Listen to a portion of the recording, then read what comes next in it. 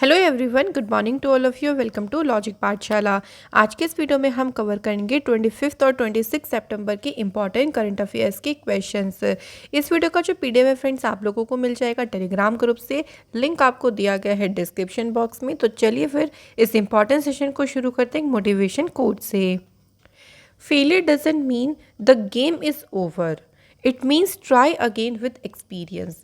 तो फेलियर का मतलब ये नहीं होता कि आपका गेम ही ख़त्म हो गया या आपने जो भी अपनी लाइफ में जो आपके ड्रीम्स हैं वो ड्रीम्स ख़त्म हो गए। नहीं, फेलियर का मतलब है कि आप उससे कुछ सीखे, कि आप दोबारा से उसको ट्राई करें अपने एक्सपीरियंस के साथ कि क्या आपने जो है वो पास्ट में मिस्टेक करी जिसकी वजह से आपको फेलियर का सामना करना पड़ा। अगर आप उन एक्सपीरियंस के साथ आगे बढ़ेंगे तो आपको देखना सक्सेस बिल्कुल ज़रूर मिलेगी। तो चलिए फ्रेंड्स वीडियो शुरू करेंगे हम इम्पॉर्टेंट डे से।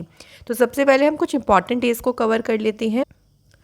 पहला दिन देखिए कौन सा है, वर्ल्ड फार्मासिस्ट डे, जो कि 25 ऑफ सितंबर को मनाया जाता है।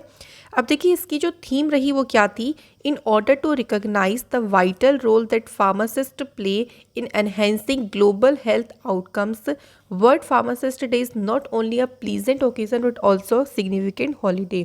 तो जो फार्मासिस्ट है उनका क्या उनका इम्पॉर्टेंट रोल है, तो इसको यहाँ पे एक तरीके से रिकॉग्नाइज किया जाता है। और इसकी जो थीम रही वो है pharmacy United in action for a healthier world. तो फ्रेंड्स ये रही इस दिन की थीम। नेक्स्ट इम्पॉर्टेंट डे है अंत्योदय दिवस। तो अंत्योदय दिवस मनाया कब जाता है, 25 सितंबर को ये दिन मनाया जाता है।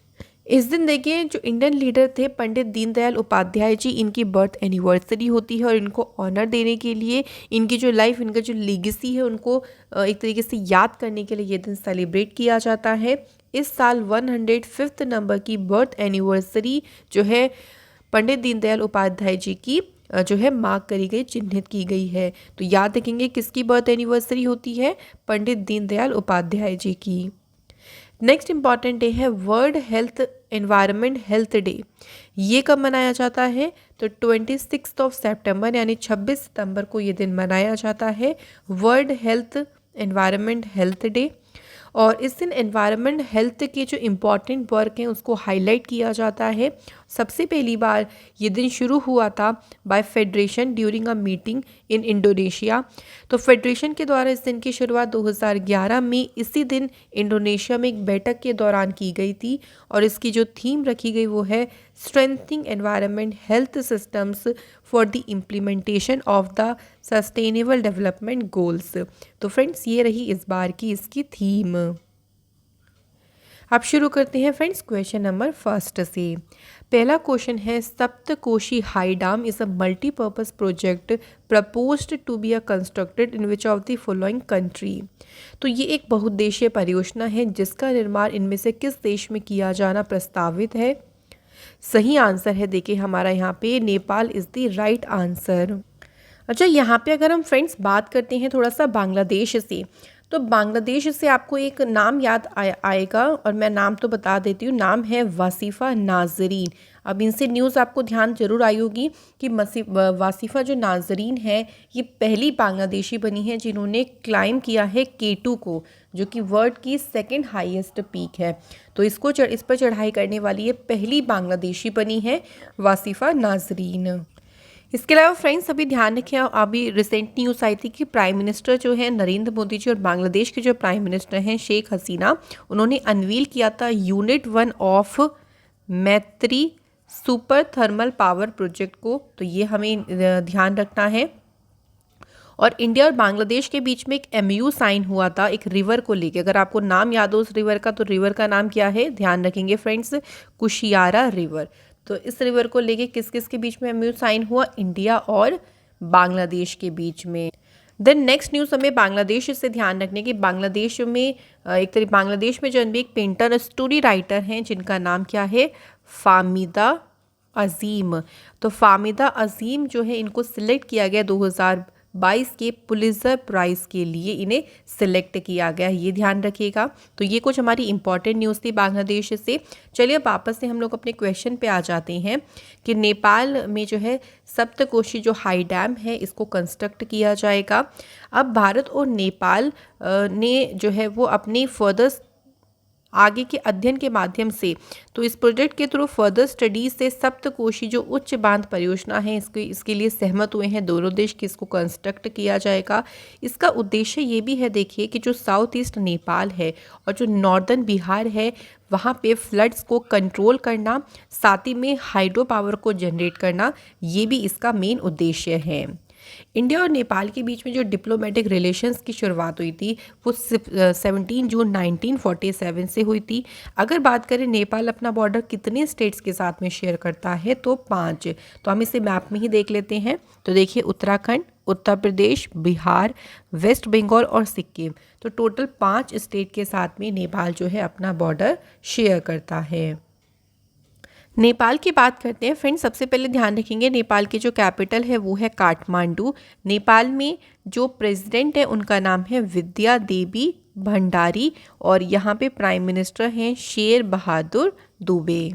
नेक्स्ट क्वेश्चन पे बढ़ते हैं। अगला क्वेश्चन है which of the following country is Asia's largest importer of palm oil accounting for 15% of global imports. तो कौन सा देश एशिया का ताड़ के तेल का सबसे बड़ा आयातक है और ये पूरे विश्व का जो ग्लोबली इंपोर्ट करता है 15% इसका हिस्सा है। तो ये कौन सी कंट्री है? तो आंसर यहाँ पे हो जाएगा हमारा इंडिया। तो भारत देखिए एशिया में सबसे बड़ा पाम ऑयल का इंपोर्टर है और ये 15% तो हो गया। अगर चाइना की बात करते हैं तो चाइना 9% करता है पूरे ग्लोबल इंपोर्ट, पाकिस्तान 4% और बांग्लादेश 2%। एशिया के 5 जो मेन पाम ऑयल इंपोर्टर्स हैं फ्रॉम अलायंस कंट्रीज थे वो है इंडिया, पाकिस्तान, श्रीलंका, बांग्लादेश और नेपाल। नेक्स्ट क्वेश्चन है हमारा Indian railway has announced that is installing real time train information system, जिसे कहेंगे RTIS और लोकोमोटिव्स एंड ट्रेन्स। तो जो लोकोमोटिव और ट्रेनों हैं उनके लिए real time train information system जो है भारतीय रेलवे इसको स्थापित कर रहा है। ये जो सिस्टम है ये किसके साथ कोलैबोरेशन करके जो है इसे डेवलप किया गया है, ये हमसे पूछा गया है। तो सही आंसर हो जाएगा इसरो यानी इंडियन स्पेस रिसर्च ऑर्गेनाइजेशन के साथ में मिलकर इस सिस्टम को डेवलप किया गया। अब इसमें क्या होगा देखिए, जो ट्रेन कंट्रोल होगा will now be able to track the location, उसके आप लोकेशन ट्रैक कर सकते हो, उसके आप स्पीड ट्रैक कर सकते हो बहुत ईजिली, मैनुअली आप खुद से कर सकते हो। और RTIS डिवाइस है इसको इंस्टॉल किया जाएगा for 2700 locomotives in 21 electric loco shades. तो आप इजीली अपनी ट्रेन की लोकेशन को चेक कर सकेंगे। इसरो का हेडक्वार्टर है बेंगलुरु में। इसरो की स्थापना 15 अगस्त 1969 को हुई। चेयरमैन है S सोमनाथ और इसरो के फाउंडर कौन थे? विक्रम साराभाई। नेक्स्ट क्वेश्चन है हमारा विच of the following union minister has launched the 2-day virtual conference, जिसको नाम दिया है सिम्फनी। तो ये 2 दिन का वर्चुअल कॉन्फ्रेंस और इसका शुभारंभ किसके द्वारा किया गया है?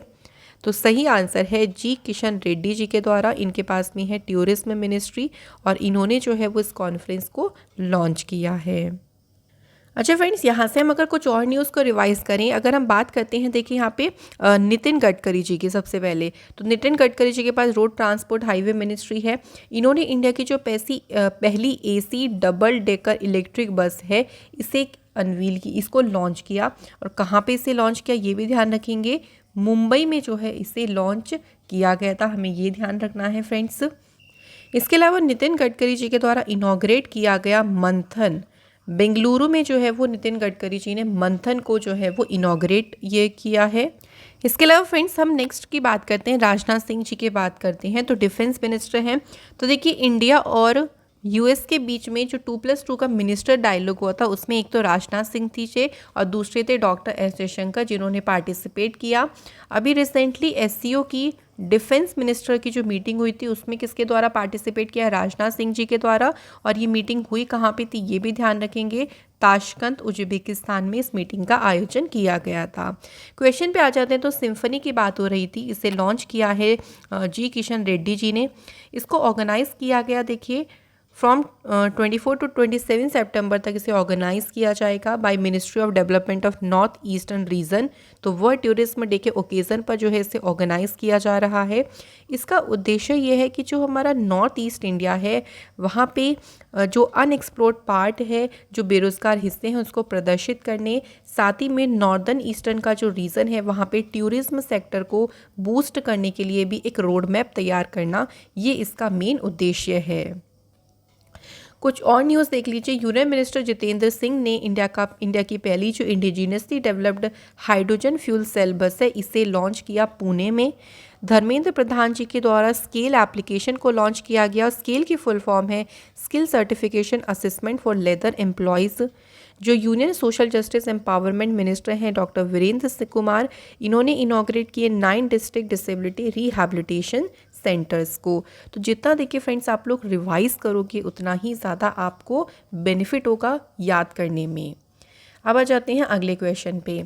Who will inaugurate the eastern and north eastern zones dairy cooperative conclave at Gangtok in Sikkim on 7 October. तो 7 अक्टूबर को जो है ये जो कॉन्क्लेव होगा गंगटोक में, इसको इनॉग्रेट कौन करेंगे, ये क्वेश्चन में पूछा गया है। तो सही आंसर देखिए हो जाएगा, ओके सॉरी फॉर दैट, यहाँ पे ऑप्शन मिस हो गया, आपको पीडीएफ में मिल जाएगा ऑप्शन। तो अमित शाह जी के द्वारा जो है वो इसे इनॉग्रेट किया गया है। अच्छा फ्रेंड्स, बात अगर हम करें, अमित शाह जी के पास में होम मिनिस्ट्री है, साथ ही में मिनिस्ट्री ऑफ कोऑपरेशन भी है। अभी रिसेंटली अमित शाह जी के द्वारा CAPF ई आवास जो वेब पोर्टल है इसे लॉन्च किया गया।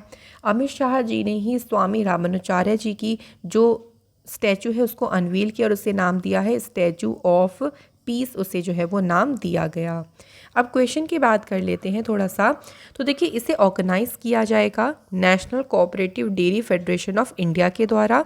इसकी जो थीम रखी गई वो है resilient eastern and north eastern zones dairy cooperatives exploring the challenges and opportunities. तो गंगटोक जो है वो सिक्किम की कैपिटल है। सिक्किम के चीफ मिनिस्टर हैं प्रेम सिंह तमंग और गवर्नर हैं यहाँ के गंगा प्रसाद। नेक्स्ट हमारा क्वेश्चन है the Booker prize winner and the author of the best selling Wolf Hall trilogy, इनका भी हाल ही में निधन हुआ है। तो इनका हमें नाम बताना है। तो इनका नाम है डेम हिलेरी मैंटल। इनका जो है अभी हाल ही में निधन हुआ है। इनको 2009 में वोल्फ हॉल और 2012 में ब्रिंग अप दी बॉडीज़ के लिए 2 बार इनको बुकर प्राइज जो है वो मिला है। तो ये ईयर थोड़ा सा ध्यान रख लीजिएगा, पूछ सकते हैं। नेक्स्ट क्वेश्चन पे बढ़ते हैं। तो क्वेश्चन है friends, which state has decided to use the air pressure machine, जिसको नाम दिया है सांस, जिसको डेवलप किया है Bangalore based startup across its hospital. तो कौन से स्टेट गवर्नमेंट ने डिसाइड किया है तो इस एयर प्रेशर मशीन को यूज़ करेंगे? करेक्ट आंसर है हमारा असम की सरकार के द्वारा जो है ये फैसला लिया गया है फ्रेंड्स। और सांस एक तरीके की portable neonatal continuous positive air pressure system है जो कि प्रोवाइड करता है लाइफ सेविंग ब्रीथिंग सपोर्ट। जो शिशु हैं उनको जीवन रक्षक सांस लेने में, कई बार ऐसा होता है कि उनको जब बच्चा पैदा होता है उसको सांस लेने में प्रॉब्लम होती है, तो उसको सांस लेने में जो है वो ये सहायता प्रदान कर सकता है। तो जो नवजात मौत होती है उनको रोकने के लिए असम के द्वारा ये पोर्टेबल डिवाइस जो है वो सांस का उपयोग किया जाएगा। फ्रेंड्स, बात करते हैं असम की। तो कैपिटल है दिसपुर, चीफ मिनिस्टर है हिमांता विश्व शर्मा, गवर्नर है यहाँ पे प्रोफेसर जगदीश मुखी। जो माजुली आइलैंड है ये वर्ल्ड का लार्जेस्ट रिवर आइलैंड है जो कि ब्रह्मपुत्र रिवर पे लोकेटेड है असम में। असम में भूपेन हजारे का जो ब्रिज है ये लोहित रिवर पे सिचुएटेड है और इसकी लंबाई है 9.15 किलोमीटर। ये लॉन्गेस्ट ब्रिज है इंडिया का। असम में जो नेशनल पार्क है उनमें से इम्पॉर्टेंट है Kaziranga, Nameri, Manas, Dibru Saikhowa, Orang national park, Raimona forest sanctuary और Dehing Patkai wildlife sanctuary. जो काजीरंगा नेशनल पार्क है ये 1 हॉर्न राइनोसोर्स के लिए फेमस है। बिहू यहाँ का फेमस फेस्टिवल है।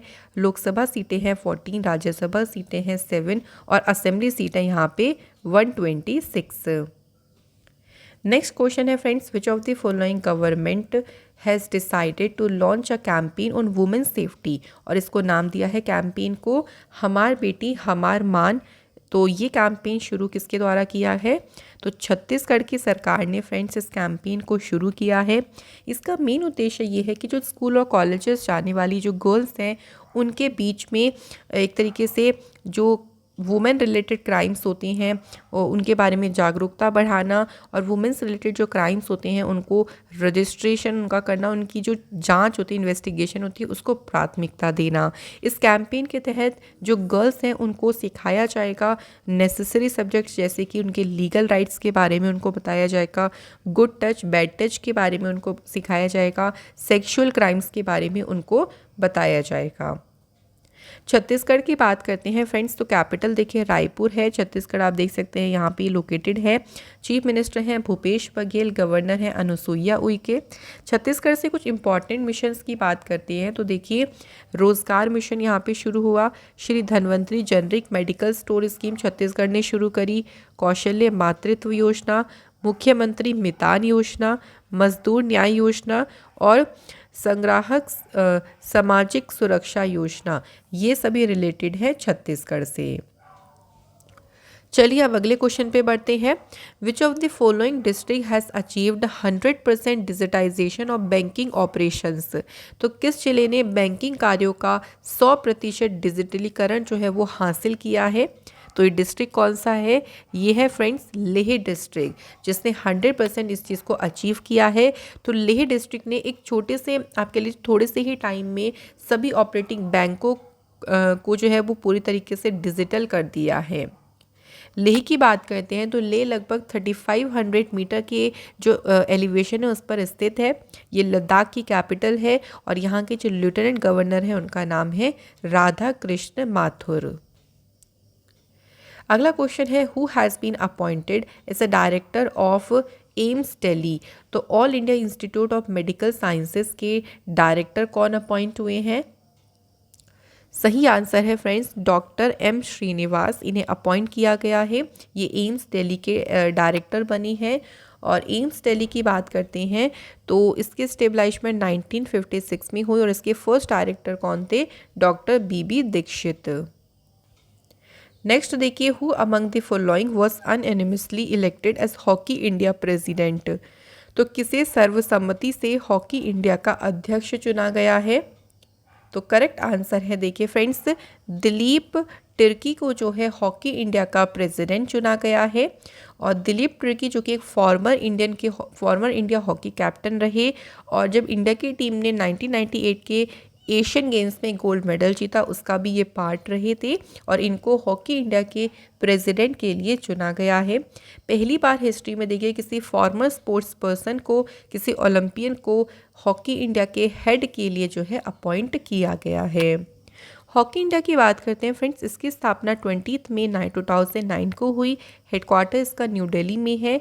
CEO है Elena Norman. Men's hockey team के जो कोच है उनका नाम है ग्राहम रेड, और वुमेन्स टीम की कोच का नाम है जेनिके स्कुपमैन। नेक्स्ट क्वेश्चन पे बढ़ते हैं। तो क्वेश्चन है देखिए who has been appointed as a director general of Indian council of medical research? तो ICMR के महानिदेशक के रूप में किसे अपॉइंट किया गया है? सही आंसर है फ्रेंड्स डॉक्टर राजीव बहल को अपॉइंट किया गया है। और डॉक्टर राजीव बहल जो है अगले 3 सालों के लिए ICMR के डायरेक्टर जनरल पद पे अपॉइंट हुए हैं। ICMR की स्थापना हुई 1911 में और इसका हेडक्वार्टर जो है वो न्यू दिल्ली में है। इसी के साथ फ्रेंड्स कुछ और अपॉइंटमेंट्स के बारे में देख लीजिए। देखिए टाटा प्रोजेक्ट के जो मैनेजिंग डायरेक्टर बनी उनका नाम है विनायक पाई। ONGC विदेश लिमिटेड की मैनेजिंग डायरेक्टर बनी राजर्षि गुप्ता। UPSC के मेंबर बने lieutenant general Raj Shukla. Managing director of Ratan India power कौन बने हैं? ब्रिजेश गुप्ता। और DRDO के चेयरमैन बने हैं फ्रेंड्स समीर V कामत। तो जितनी बार देखिए हम लोग रिवाइज कर रहे हैं तो पुराने करंट अफेयर्स भी आपको याद होते जा रहे होंगे। अगला क्वेश्चन है which Indian writer and poet has won the pen German Hermann Kesten prize 2022? तो पेन जर्मन जो हरमन केस्टन पुरस्कार है ये किसने जीता है? ये जीता है फ्रेंड्स मीना कांडासामी ने जो है ये अवार्ड जीता है। देखिए, हरमन केस्टन पुरस्कार जो है उन पर्सनालिटीज़ को दिया जाता है जो पेन एसोसिएशन के चार्टर की स्पिरिट में एक तरीके से उत्पीड़ित जो लेखक हुए, जो प्रोसिक्यूटेड ऑथर्स हैं, जो जर्नलिस्ट हैं, उनके अधिकारों के लिए जो खड़े होते हैं, उन्हें जो है ये ऑनर दिया जाता है। अब यहाँ पे देखिए कुछ और नाम भी आपको दिख रहे होंगे, जैसे दीपिका पादुकोण। तो दीपिका पादुकोण को टाइम 100 जो इम्पैक्ट अवार्ड है 2022 ये मिला। इसके बाद अगर शेफाली वर्मा की बात करते हैं तो बीबीसी इमर्जिंग प्लेयर अवार्ड मिला इनको 3rd एडिशन में। जो 3rd एडिशन हुआ था उसमें बीबीसी इमर्जिंग प्लेयर का अवार्ड शेफाली वर्मा को मिला था, और इसी के 3rd एडिशन में ही BBC India sports women of the year 2021 का अवार्ड मिला था मीराबाई चानू को। तो फ्रेंड्स, ये भी हमें इम्पॉर्टेंट साथ ही साथ में पॉइंट्स को ध्यान रखना है। यहाँ पे आप कुछ और इम्पॉर्टेंट अवार्ड्स के बारे में देख सकते हैं। तो सबसे पहले बात करते हैं चमेली देवी जैन अवार्ड। ये आउटस्टैंडिंग वुमेन मीडिया पर्सन को दिया जाता है, और ये किसे मिला? आरिफा जोहरी को। आउटस्टैंडिंग लीडरशिप अवार्ड जो कि प्रेजेंट किया हेल्थ 2.0 कॉन्फ्रेंस इन दुबई में, ये अवार्ड मिला है सीमा रेखा को। सुरेश रैना जो है इनको मिला sports icon award by government of Maldives. और जो 13 एडिशन हुआ green storm global photography award का, इसमें यह अवार्ड मिला है मोहम्मद रिजा मसूमी को। नेक्स्ट क्वेश्चन है, in which year India will host its maiden Moto GP world championship race, जो कि ग्रेटर नोएडा में इसको आयोजित किया जाएगा। कौन से ईयर में इसकी मेजबानी करेगा इंडिया? तो ईयर को भी ध्यान रखेंगे 2023, और कहाँ पर? तो आपका आंसर होगा ग्रेटर नोएडा में।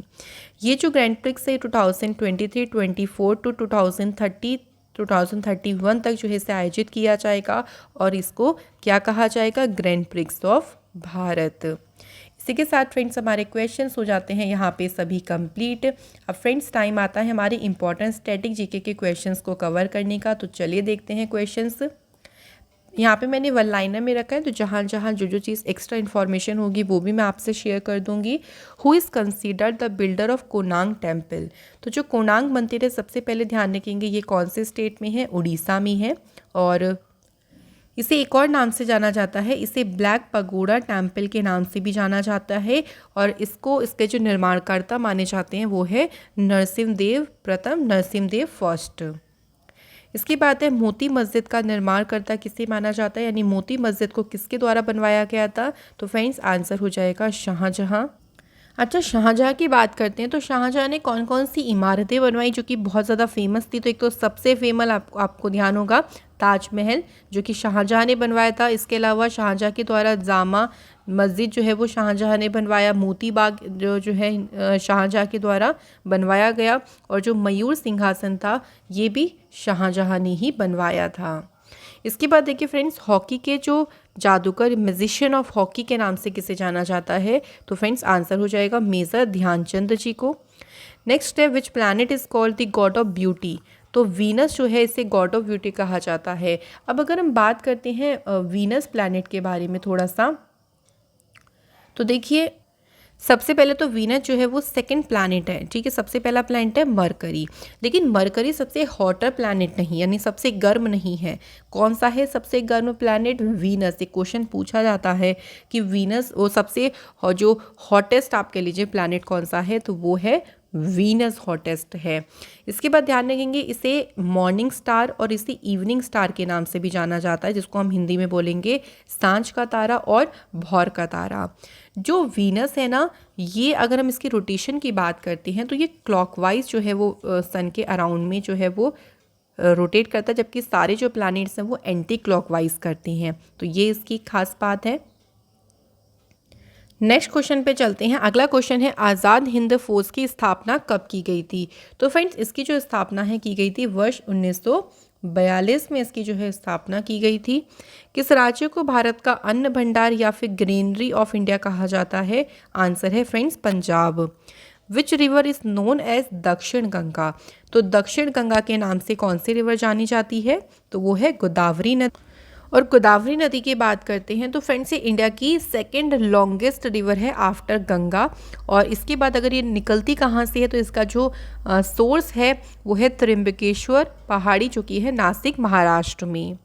नेक्स्ट क्वेश्चन है number of chromosomes in human being. तो मनुष्य में क्रोमोसोम की संख्या होती है 46। लीनिंग टावर मॉन्यूमेंट, जो झुकी हुई मीनार है, ये जो मॉन्यूमेंट है कौन सी कंट्री में लोकेटेड है? तो फ्रेंड्स ये लोकेटेड है इटली में। नेक्स्ट है who was the first women prime minister of India. तो भारत की प्रथम महिला प्रधानमंत्री कौन थी? आंसर है इंदिरा गांधी। और इसी में अगर हम एक और क्वेश्चन की बात करते हैं, फर्स्ट वुमेन प्रेसिडेंट कौन रही थी हमारे भारत की? तो उनका नाम याद रखेंगे, प्रतिभा देवी सिंह पाटिल। ये फर्स्ट वुमेन प्रेसिडेंट रही थी हमारे भारत की। इसके बाद है वर्ल्ड कैंसर डे जो है वो कब मनाया जाता है? तो 4 फरवरी को विश्व कैंसर डे मनाया जाता है। और फ्रेंड्स इस बार जो इसकी थीम रही वो ध्यान रखेंगे, close the care gap. Pin की फुल फॉर्म क्या होती है? तो पिन मतलब होता है पोस्टल इंडेक्स नंबर।